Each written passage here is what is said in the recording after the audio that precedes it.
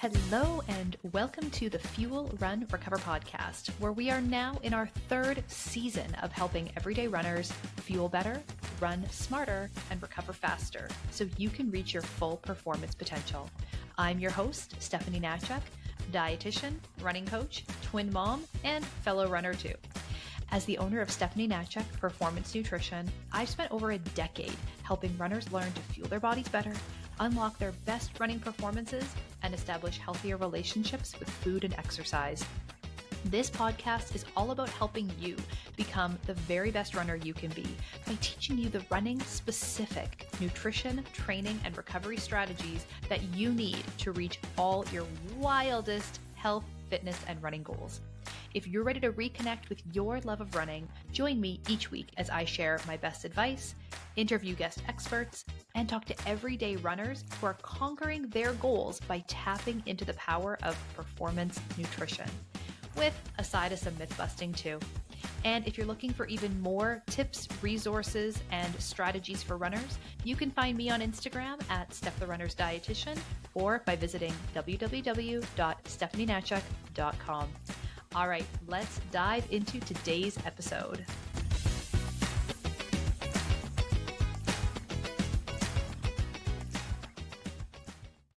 Start today's episode, I just want to really quickly invite you to download my free fueling guide and strength training guides for runners. Currently available as a handy little bundle for you all in one at the link in the show notes.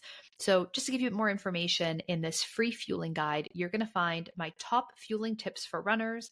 As well, in there, I've put together some meal ideas and even a couple of recipes for your pre and post run fuel. We've also got some suggestions for what to fuel with during your run to make sure that you just have the best overall performance possible. If you've really been struggling to understand what to eat, when, where to start when it comes to supporting your running with better nutrition, this guide is here to help you kickstart your running journey. The other guide that I mentioned is my strength training guide for runners. We know that runners are notoriously bad at consistently getting their strength training in. So this guide includes both a PDF resource, it's got some tips, some guidelines, as well as a link to my series on YouTube where I walk you through all the exercises in this program, giving you some suggestions on proper form, how to modify if needed, how to progress things if needed. This is a really great beginner's guide to strength training for runners who want an effective but efficient full body workout that is going to support the key muscles and movements you need to run stronger and help stay injury free. So once again, both of these guides are available as a handy little bundle. So you just click on the link in the show notes, enter your email address once, and both of the free guides are going to get sent to your inbox right away. I really hope that you find these guides helpful and that they support you and your running goals in the most effective way possible. So without further ado, let's get into today's episode.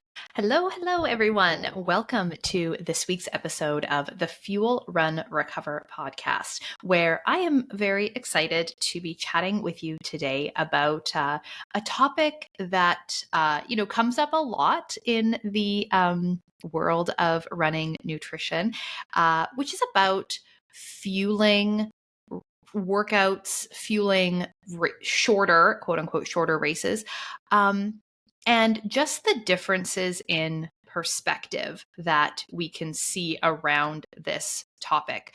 And, I just this week that I'm recording this episode, there's been a lot of conversation online about the use of gels for half marathon distance. Now, if you spend any time on Instagram or on Threads, you might know what I'm referring to. By the time this episode comes out, this will be a distant memory in the world of social media, but it sparked a ton of conversation, and not new conversation by any stretch. I mean, these are things that have been being discussed in online spaces for years and years and years around fueling workouts, fueling races. How do we do it? Should we do it? When do we do it? And so today I want to bring you my thoughts on this topic, and hopefully maybe this will be a little bit of a hot takes or, unpopular opinion episode. I'm not sure.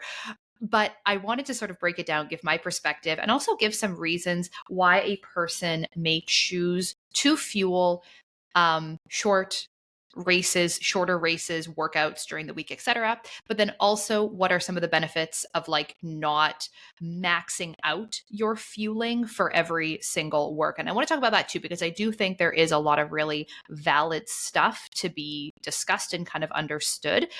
I think for a lot of people, the assumption, because as a running dietitian, we do spend a ton of time online talking about optimal fueling, eat more carbs, take in more gels, whatever it might be, really encouraging and promoting more fuel.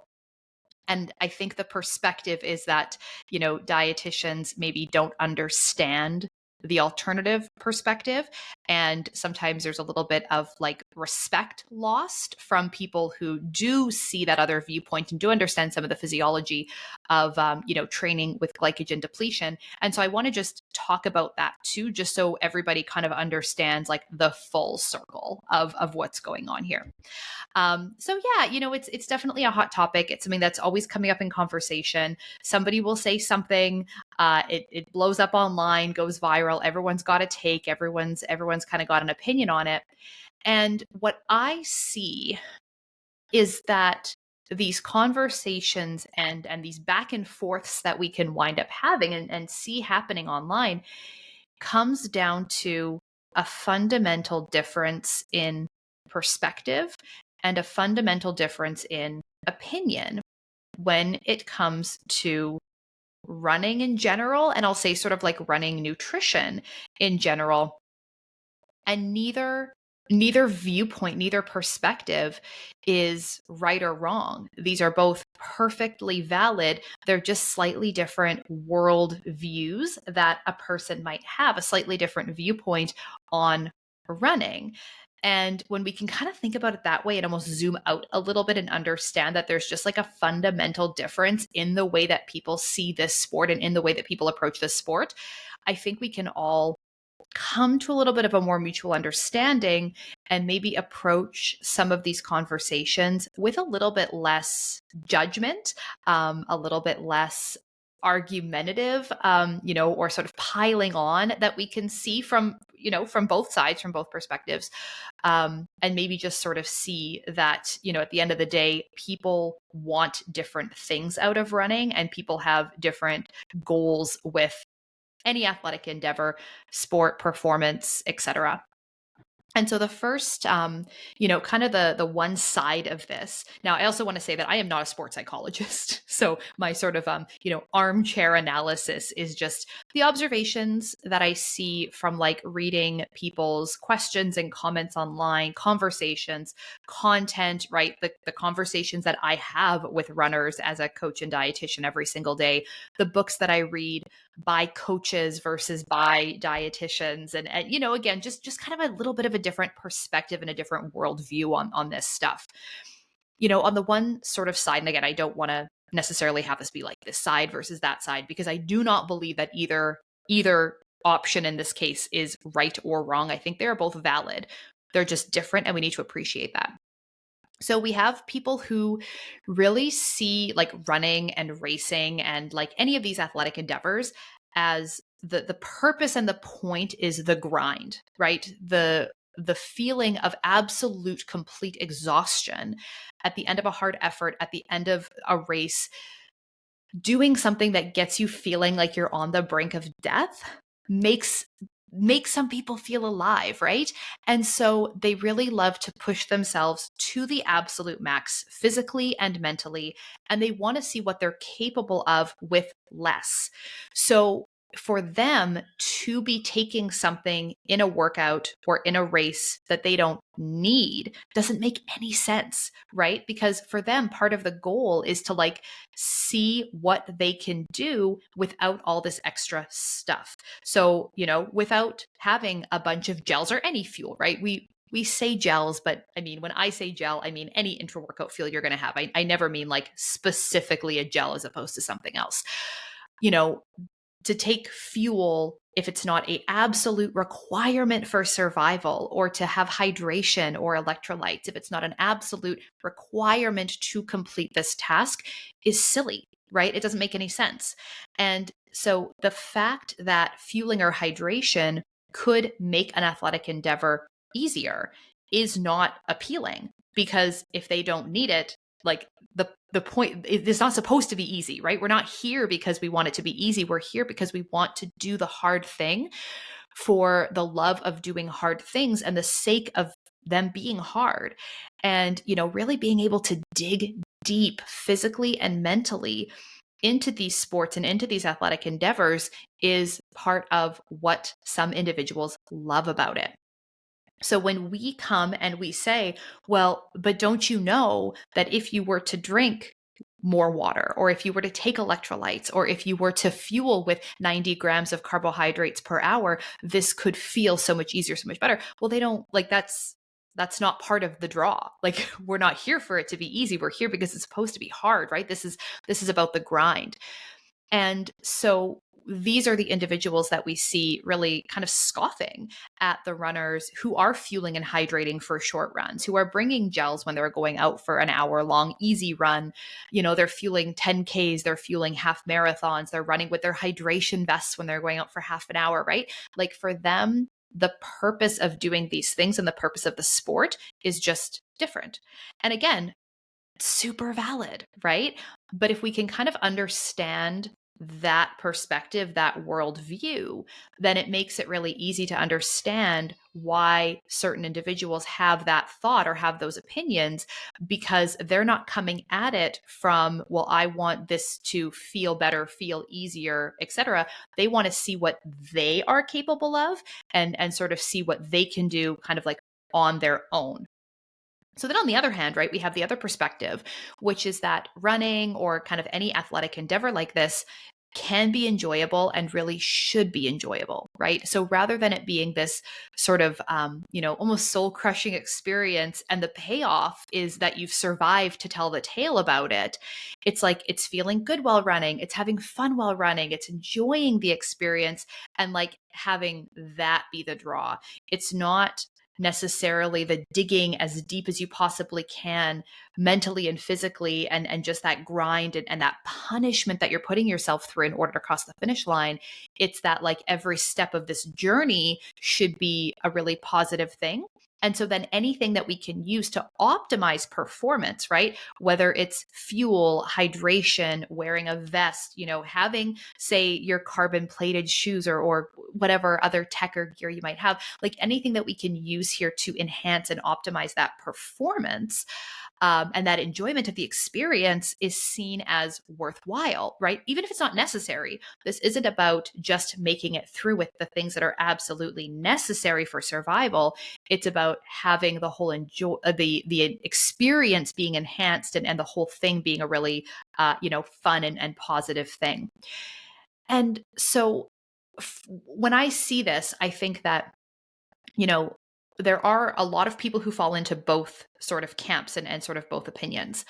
I do, however, think that there are some people who get maybe they fall into that first category because they feel as though that's the way that it has to be, that's the way that it should be, not necessarily because they share that viewpoint or even are aware that that's the viewpoint that they've been sort of taking.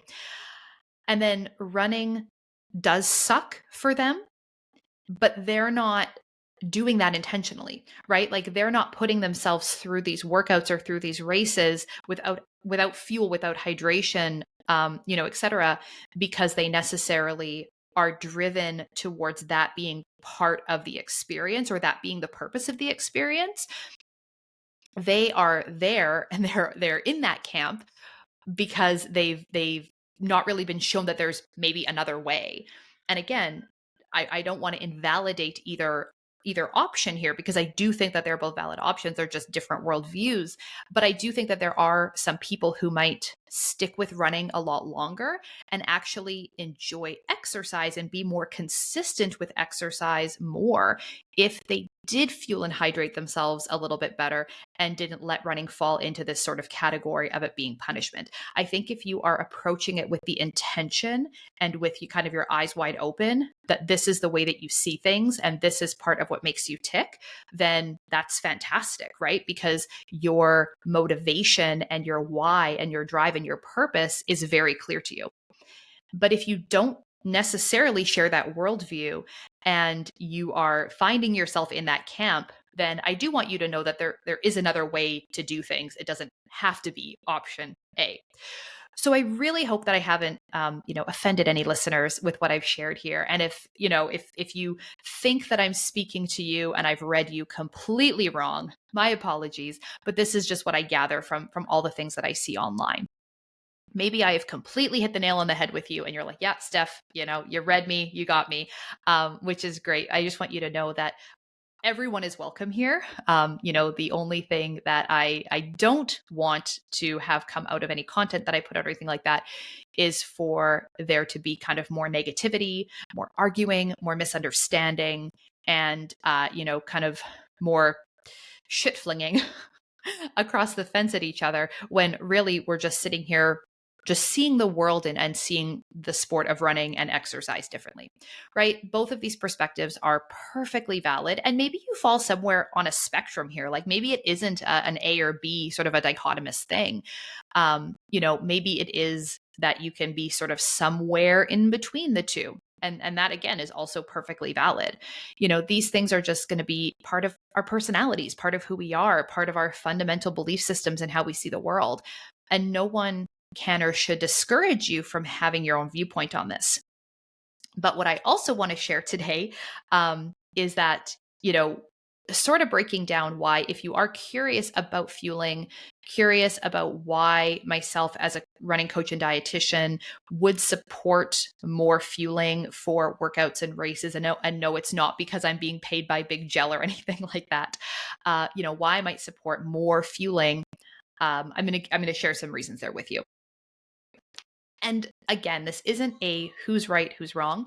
And it also is not even a dichotomous thing of like faster runners versus slower runners, because I definitely see these differences of opinion in runners of all speeds and all levels, right? There are plenty of runners who are quite fast and they do not fuel or hydrate in a way that like, technically speaking would be considered kind of optimal from like a sport nutrition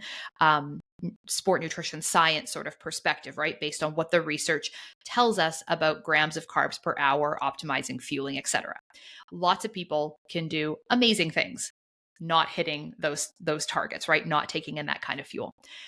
There are also a lot of, what we would call slower runners, right? Back of the pack runners who, even with optimal fueling and hydration and who take their fueling and hydration very seriously, are not necessarily going to see these breakneck speeds just from doing that, right? And everything in between, you see people who fuel and hydrate very well and are very fast, and people who don't and who aren't, right? It's all over the map. So why might I, as a running coach and dietitian, support fueling for workouts and races, even in situations where technically, yes, a person could complete the workout or the race without fuel, right? Like obviously no one can argue that you can run a half marathon or yes, even a full marathon without taking in intra-run fuel. Yes, you can do your workouts fasted and you can complete even very challenging workouts without eating anything before. Like people do it every single day. So I would never sit here and say, well, you can't or you shouldn't or whatever, because obviously I would be proven wrong time and time again from many, many people who do these things. But again, if you are curious about why maybe fueling could help you, what are the benefits of fueling a little bit more consistently before and during runs, why might we want to explore that? Here's some reasons why that might be worth exploring and worth looking into if you're curious. The first big one is that, of course, our golden rule of running is nothing new on race day. And so if you are running a marathon, and most people would agree that I've seen anyway, most people agree that a marathon requires intra-run fueling. Now, I do see a small subset of people who would disagree with that statement. They have run marathons, fasted. Again, not the fastest marathon times we can see, but yes, they have completed the marathon distance without taking in fuel during that race. And again, they might sit in sort of the perspective of like, well, I can complete it without, so why would I take in something? Maybe it would enhance my performance, make me faster, but I don't necessarily want that. I want to do it without. And again, perfectly valid. But the golden rule is nothing new on race day. And so I see a lot of people who will say, well, you have to fuel for a marathon, right? Or you should fuel for a marathon. And so at some point during the training process, right, if we're typically training fasted, typically not taking in anything, there's going to come a point where now the marathon is here, right? It is the day of the race. And if you've spent your entire training cycle not practicing eating or even drinking during your runs, now you've reached a point where you are probably going to run into a lot of problems, GI speaking, right? Whether it's getting cramps, extra bathroom trips, maybe not even being able to complete your race because you have not practiced eating and drinking while you're running a marathon. So the golden rule is nothing new on race day. And so part of what we want to do here is we want to practice exactly what we are going to do on the day of the race.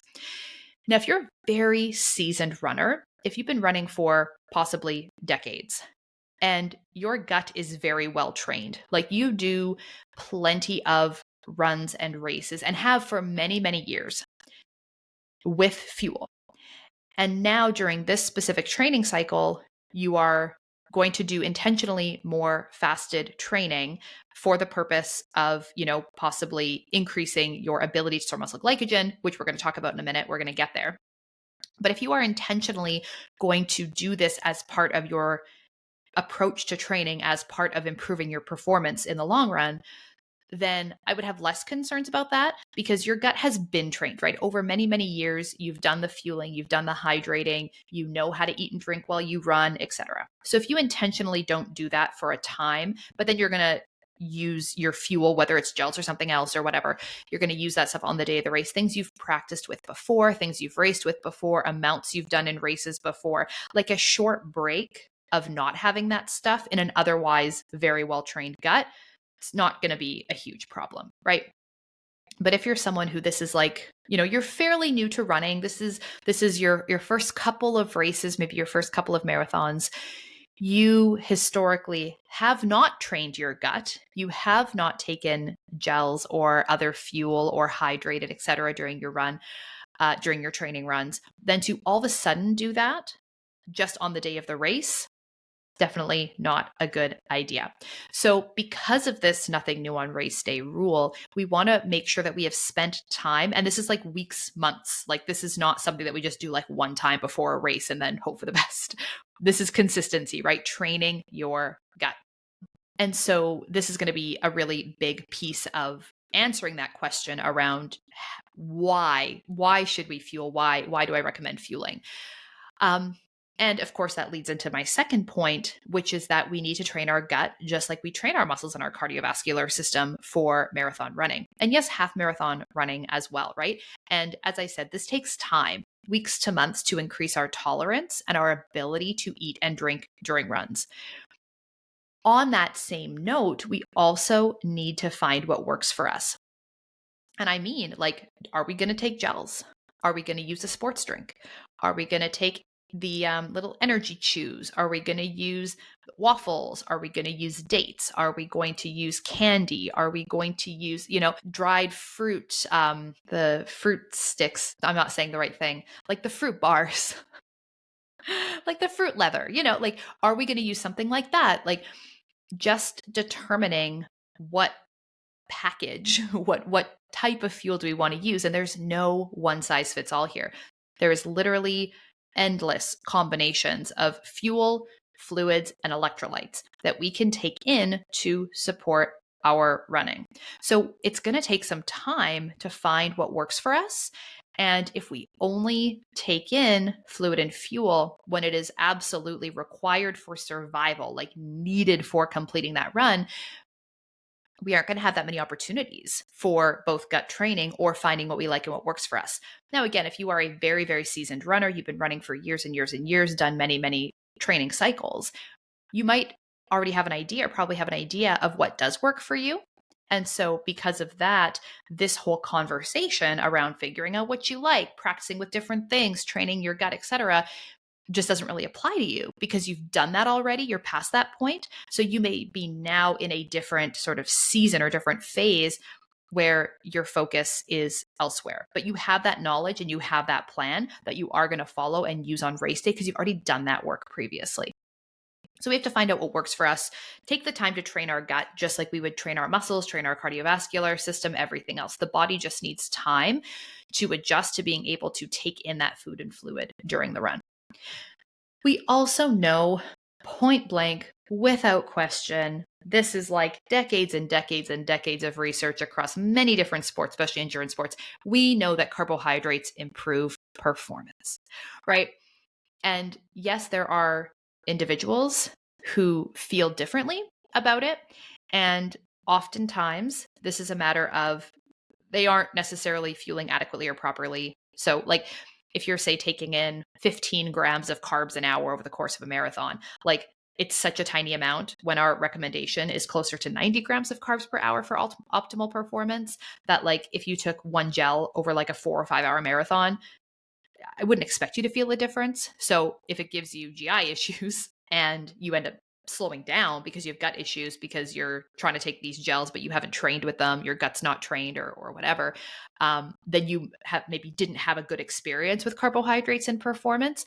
But overall, like the overarching kind of research, again, across many sports, everything really does show that carbohydrates improve performance. And the more carbohydrate we take in, the better performance outcomes we see.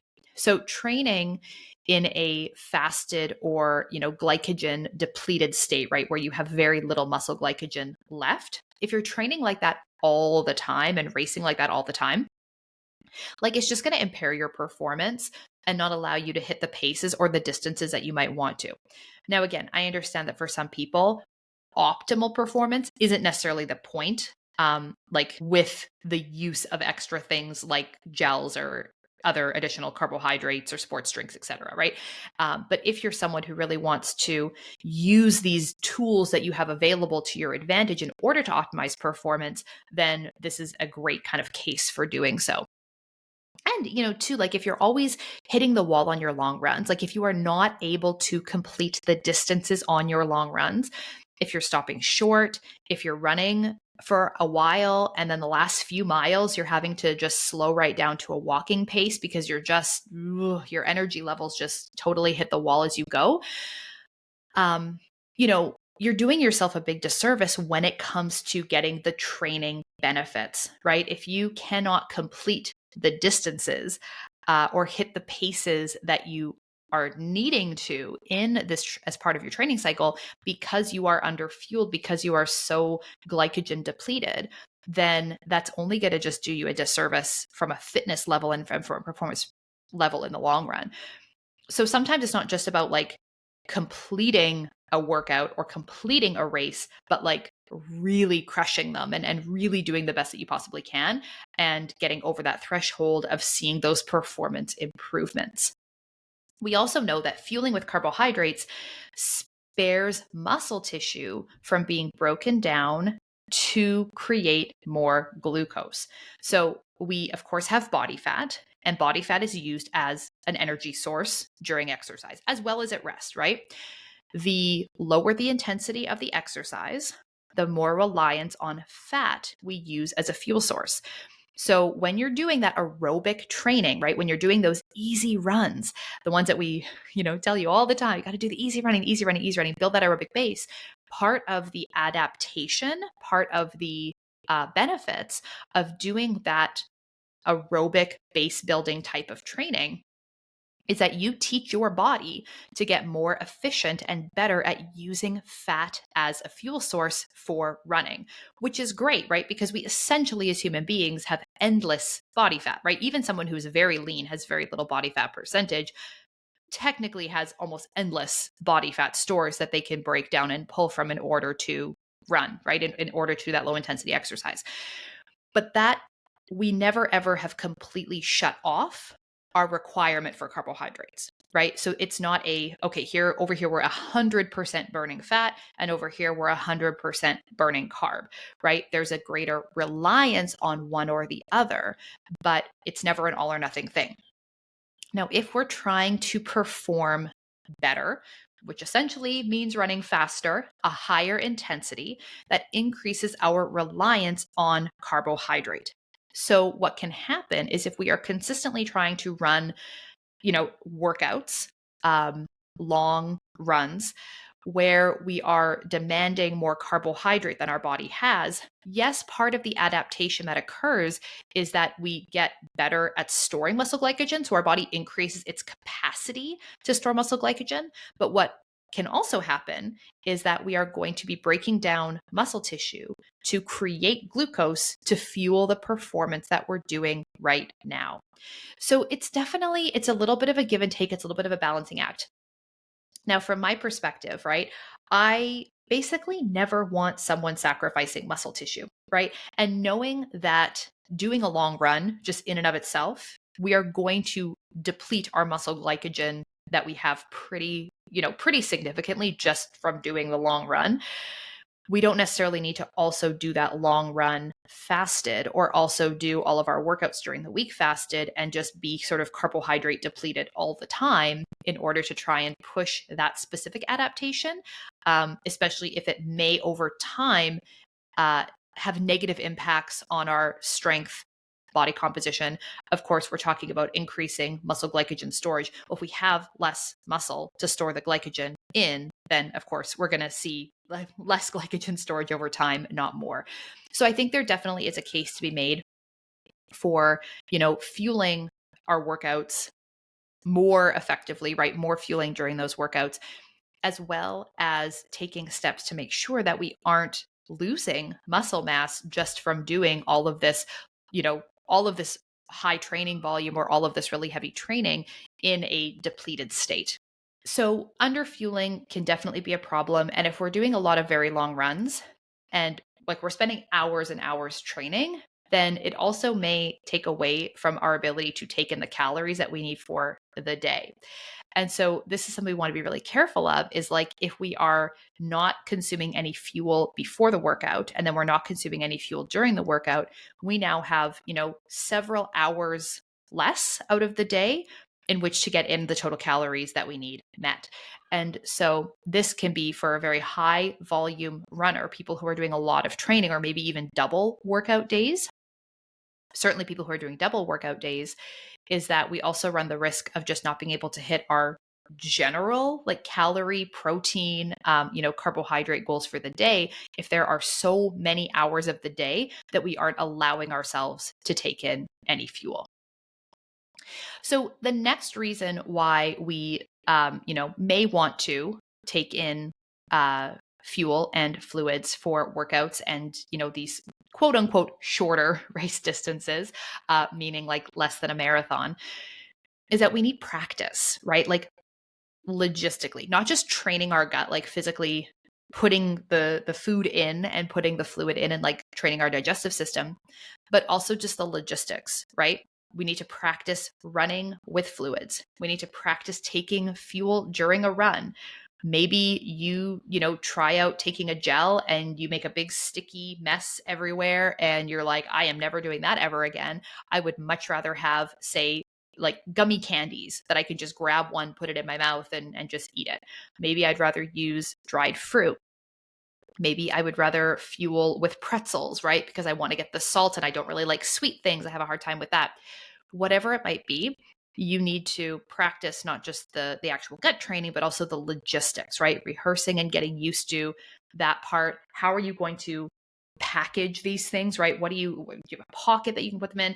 I'm speaking more so for, female runners who are wearing running clothing made for females where you may or may not have any pockets on any of your gear, depending on, what you buy. But thinking about those things, right?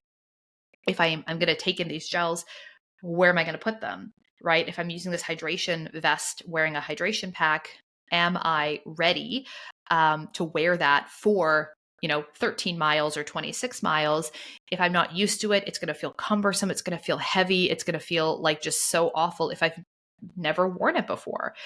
So having, rehearsing and practicing with these things, even on shorter runs, just gets us used to the gear, used to the logistics, used to being able to like run and while reaching in our pocket. I know some people like to stop and walk while they take their fuel, walk while they get their things out of their pockets. But if you don't want that to be you, right? If you do want to run while you're doing these things, you need to practice doing that. For me, I run holding a water bottle all the time. I always have because I always ran with water. And so for some people, that is craziness. To run with a water bottle in your hand, like how cumbersome, how awful, how distracting, how terrible. But because I've always done it, it doesn't feel weird, right? It just feels like second nature to run with a water bottle in my hand. Now, I don't like running with my phone in my hand. That's a totally different story, but a water bottle I can do.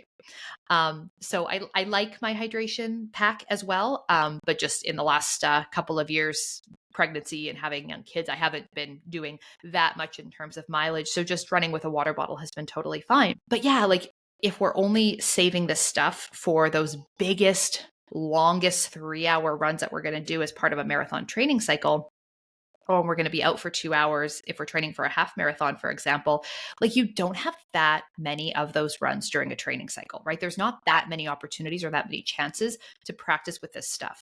So if you're a newer runner and this is your first couple of races, like you don't want to try something twice, neither went great, and now the race is here and you don't really know what you're going to do, right? You're feeling even more stressed out, even more confused, even more anxious because you don't have a consistent, solid plan in place. Feeling confident in your gear, in your fueling plan, in your hydration plan, like knowing exactly what you're going to do and feeling good about it is so important. I can't stress that enough. If you're listening to this as someone who's a very, very experienced runner and you've done the training, the gut training, you know what works for you for fueling and hydration. You've ran with your hydration vest many, many, many times. Like if you've got all that stuff down pat, and now you're specifically aiming for a different strategy and kind of a different approach with what you're doing with your workouts, then of course, you're gonna be have my full blessing to do whatever you want in that regard. But if you're newer, then having more practice is certainly better than having less. All right. So this takes me to the final thing that I wanted to kind of talk about today here, which is what are the benefits of running in a glycogen depleted state? Because like I said, this is not without potential benefit. This is not something that is like all bad all the time, always a problem. And I don't want to give the perception that it is. I think there are certainly more valid reasons to fuel from a performance perspective versus not. But I also don't want to completely disregard that there are physiological changes and adaptations that take place when we do deplete our muscle glycogen stores. So I am not saying that runners should just be like nonstop eating carbohydrates all the time, no matter what, rest or no rest, doesn't matter, hundreds and hundreds of grams of carbs per hour all the time, all day, because like there are some benefits to depleting or at least partially depleting our muscle glycogen.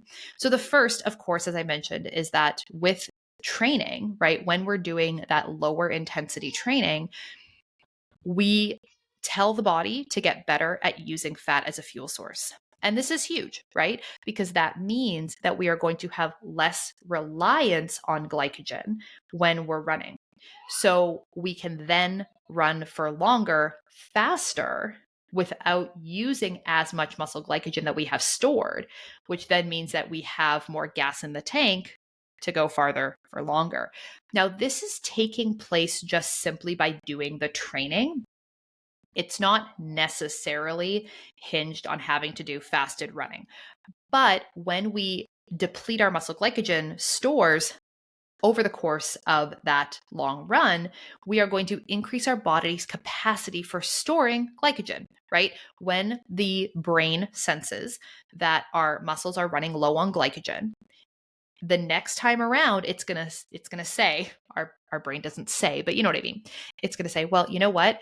We ran out of gas last time, or got close to running out of gas. Like, we're never gonna 100% completely deplete our glycogen stores, but we got pretty close to running out of gas the last time. So you know what we should do? We should make sure that for next time we can bring more gas. So we increase our capacity for storing glycogen.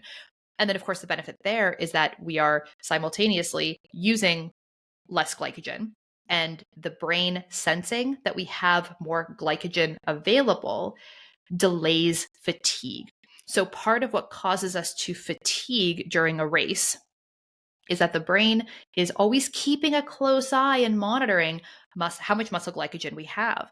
And if it senses that glycogen depletion is occurring rapidly, right, or we're getting low, it's going to cause us to pull back, right? We're going to feel that fatigue sooner. But if we have more muscle glycogen, longer and into the race, we're going to delay that fatigue.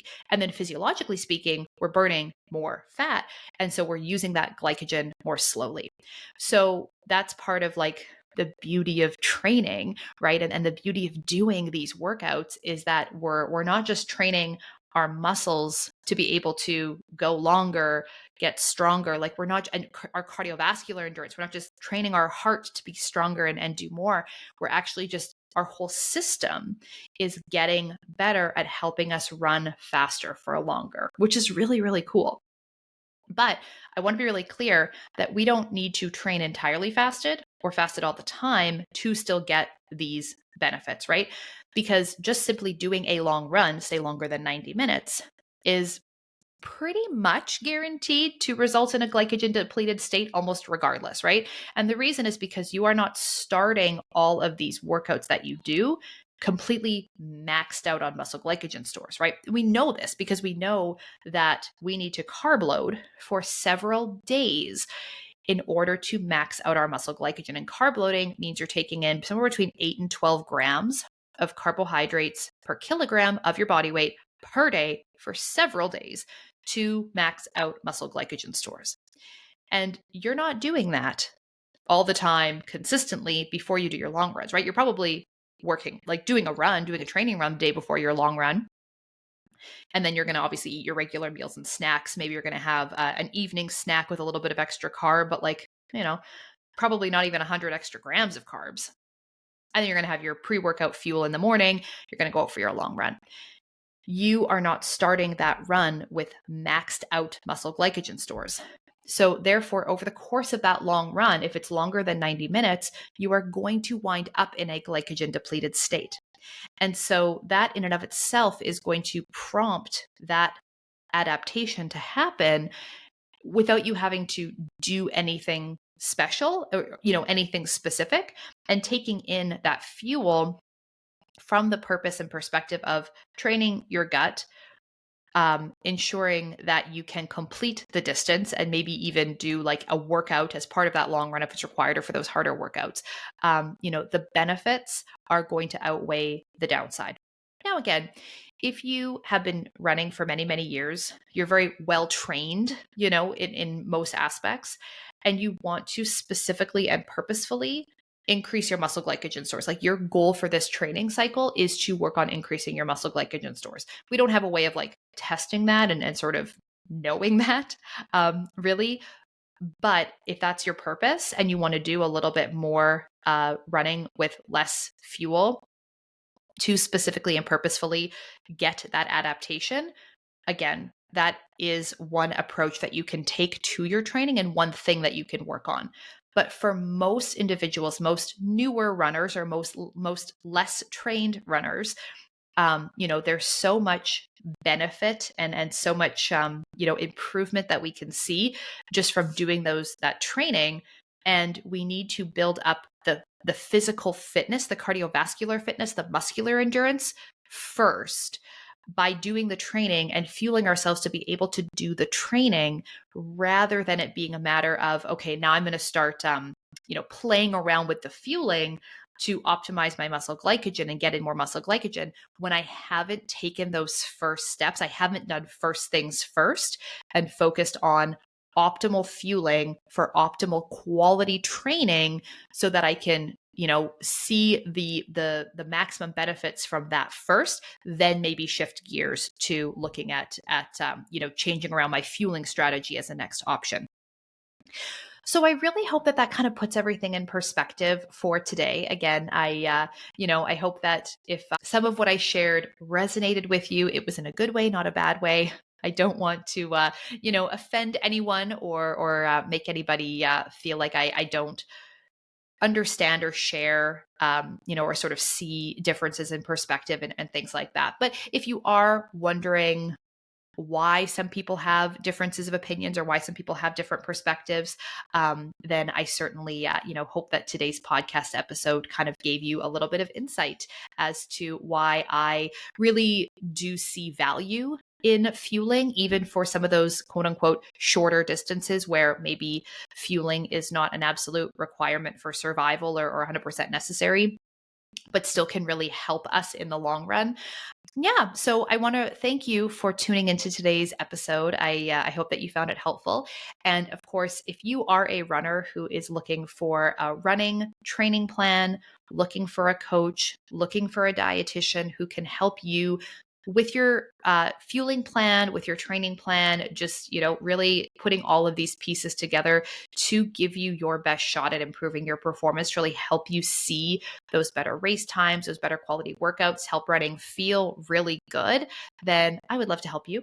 And so, of course, you can find out more about how we can work together. I have both one-on-one coaching programs for running and nutrition, as well as a fantastic online program for runners called the Fuel Train Recover Club. And you can find details about all of that in the links in the show notes. That is it for today's episode. I want to thank you again for tuning in today. I really hope that you found it helpful, and I would love to continue this conversation with you over on Instagram. You can find me there at Steph the Runner's Dietitian. All right, that is it. Bye for now. We'll see you next week.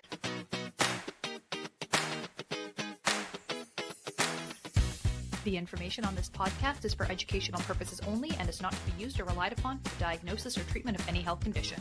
This information does not create a client-practitioner relationship and should not be used as a substitute for professional medical advice.